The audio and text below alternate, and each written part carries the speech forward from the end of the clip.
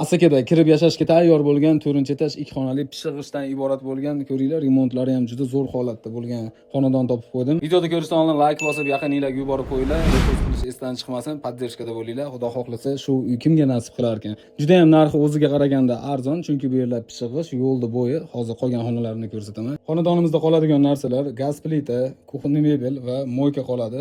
Xonadonimiz 2 xonali, ko'ringlar, qanaqa yaxshi holatda. Kelasizda ko'chib kelib yashaysiz. Bu xonalarni ko'ringlar, mana qanaqa chiroyli. Sizlar uchun juda ham zo'r atmosferada bo'lgan joy topib qo'ydim va bu yerda mana mehmonxonalari ham remontlari tayyor. Bu xonadonimiz manzili qayerda deganlar uchun Binokor samovori, bu tomondan, Anor tomonidan kirish. Xudo xohlasa olgan odam maza qiladi, chunki yo'lda bo'ydi, mana katta yo'l.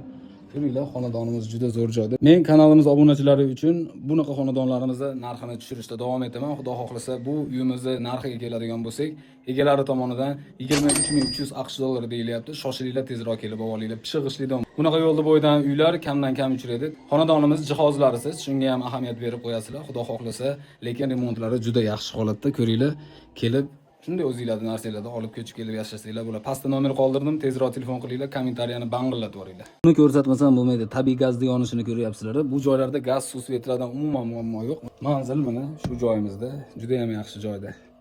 Sog' bo'ling.